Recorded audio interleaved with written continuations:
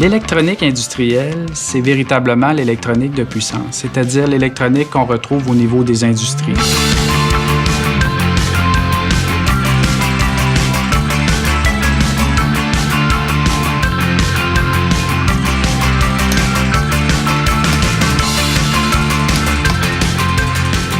J'ai choisi le volet puissance des 3 fils conducteurs parce que ça va m'apporter justement de voir beaucoup de procédés et beaucoup d'industries un peu partout. Même à des endroits qu'on n'y croirait pas, il y a des moteurs, donc il y a de la puissance. L'automatisation, c'est vraiment les tâches répétitives qu'on retrouve en industrie. Le technicien en électronique industrielle va automatiser ces tâches répétitives-là, de sorte que ça va se faire d'une façon automatique par des machines, donc on va gagner en termes de précision, en termes de temps aussi. Au niveau de l'instrumentation et de la régulation, chaque fois qu'on désire maintenir une grandeur physique constante, on parle de régulation de procédé. Par exemple, on a un niveau dans un réservoir que l'on désire maintenir constant, que ce soit la vitesse, le débit, la pression, la position. Le travail du technicien en génie biomédical, c'est de s'occuper d'un parc d'appareils médicaux spécialisés. En ce qui a trait au correctif, ça veut dire des réparations assez rapides à faire ou des préventifs pour le suivi du bon fonctionnement de l'appareil.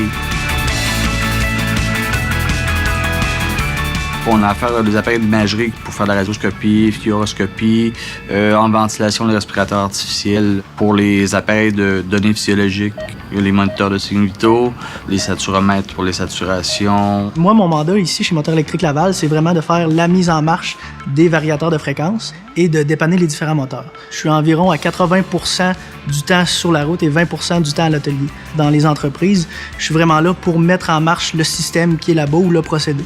En atelier, souvent, j'ai différentes batteries de tests à faire sur des moteurs ou sur des variateurs de fréquence. Nous avons une particularité sur le toit du cégep, c'est-à-dire 8 panneaux solaires. Il n'y en a pas beaucoup d'institutions qui possèdent des installations comme celle-là. Et nos étudiants, donc dans le cadre de leur cours, vont apprendre à faire de l'installation, à prendre des mesures, à faire de la régulation au niveau du positionnement, c'est-à-dire que les panneaux vont suivre la position du soleil.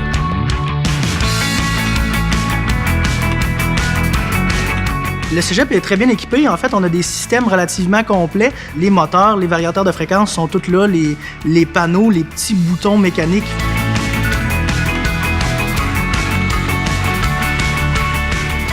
On va viser à former des techniciens polyvalents.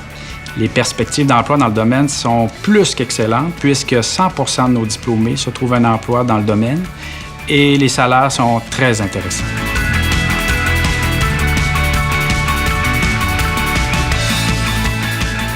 Travailler dans ce domaine-là, je pense qu'il faut être autonome, apprendre à développer sa confiance en soi aussi, être débrouillard, prendre les problèmes de front, puis de rester curieux.